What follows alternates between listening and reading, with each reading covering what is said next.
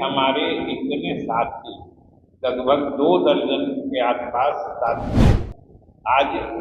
राजद छोड़ के यहाँ शामिल। जो हमारे अध्यक्ष जी और हमारे मंत्री अशोक ठाकुर ने हमारे आज जो भी राजद के पहले के पदाधिकारी रहे साथी जनता दल यू परिवार में शामिल हुए हैं। इसलिए इन लोगों के साथ हम भी उन लोगों का पार्टी मुख्यालय में स्वागत करते हैं और हम कुछ ज्यादा जोर से इसलिए करते हैं कि जैसा कि सब लोगों ने कहा कि ये सब लोग समस्तीपुर और हमारे निर्वाचन क्षेत्र और समस्तीपुर जिला के मुख्यालय क्षेत्र से आने वाले लोग, और जो सबसे बड़ी खासियत 2 चीजें हैं जिन लोगों ने आज आपके सामने सदस्यता ग्रहण की। आप लोगों ने भी, हमारी मीडिया के साथियों ने भी गौर किया होगा कि पहली चीज तो ये सभी लोग जो मध्यम स्तर के नेता होते हैं, एक तो बिल्कुल ऊपर के नेता होते हैं, एक जमीन पर कार्यकर्ता के साथ सीधे जुड़ाव रखने वाला जो मध्यम स्तर का नेता जो किसी भी पार्टी की लीड होता है और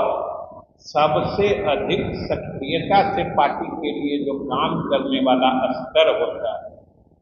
उस स्तर के हमारे इतने साथी लगभग 2 दर्जन के आसपास साथी आज राजद छोड़ के यहाँ शामिल।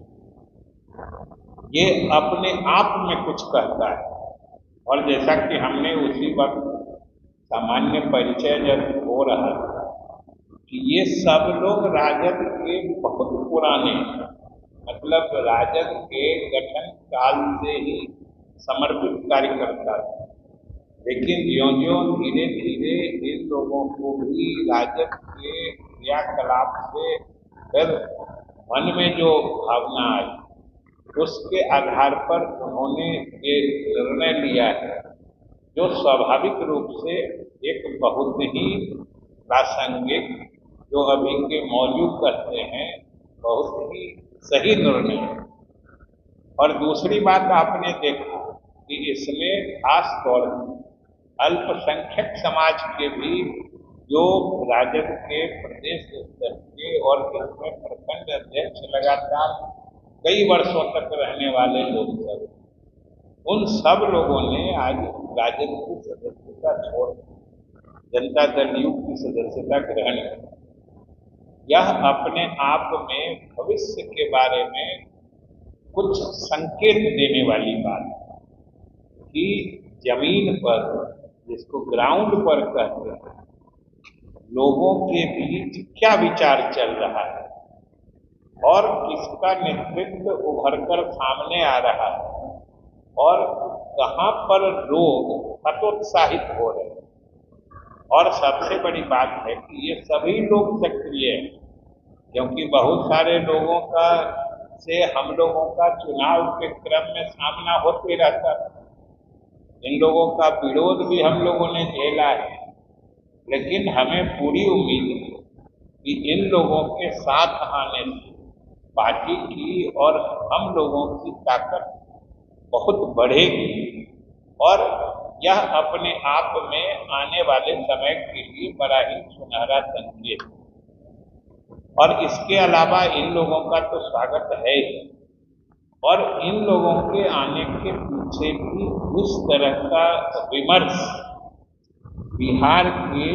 लोगों में चल रहा है, खासतौर से ग्रामीण इलाके, जो खासतौर से गरीब वर्ग है, जो दलित हैं, पिछड़े हैं, अति पिछड़े हैं, अल्पसंख्यक हैं।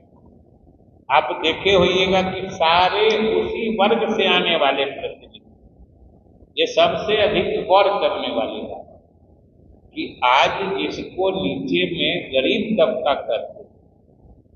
जो सबसे अधिक जमीन से जुड़ा रहता है,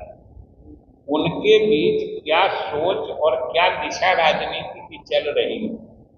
ये आज आप लोगों ने जरूर इसका एक एहसास हुआ होगा आपको। और सही बात है, खासतौर से कुछ बातों की चर्चा हमारे अशोक जी मंत्री जी ने की है कि में लगभग सभी जानते हैं कि चाहे जातीय गणना की बात हो या आरक्षण की सीमा बढ़ाने की बात हो या बिहार को विशेष राज्य का दर्जा देने की मांग के साथ विशेष पैकेज या विशेष मदद दिलाने की बात हो,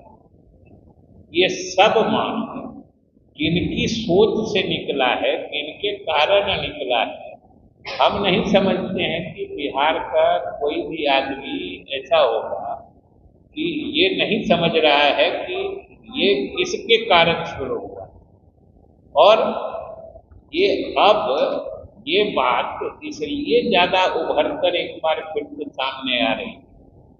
क्योंकि अब ये सब चीजें फलित हो चुकी है,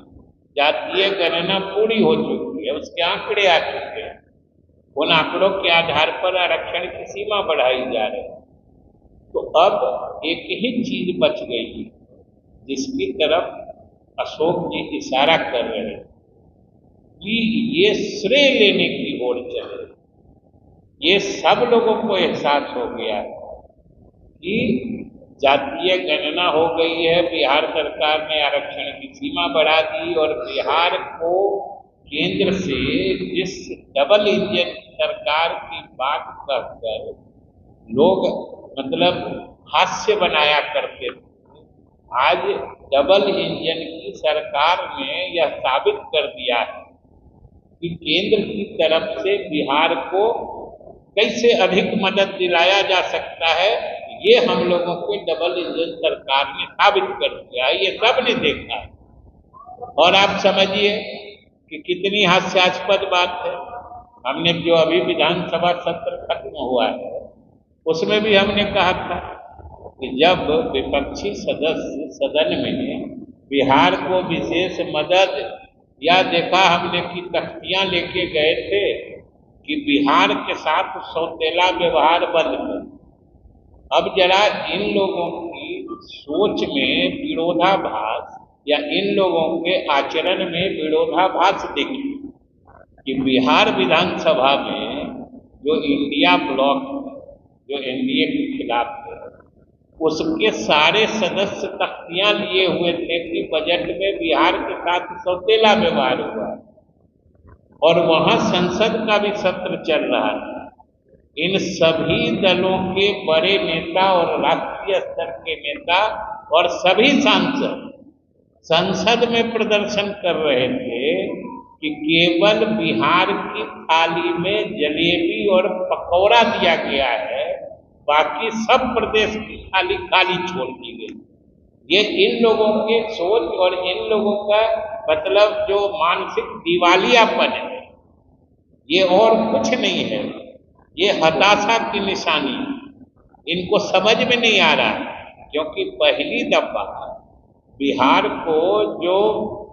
वित्त आयोग होता है जिसकी अनुशंसा पर केंद्र राज्यों के बीच संसाधन का बंटवारा होता है, उससे अलग हटके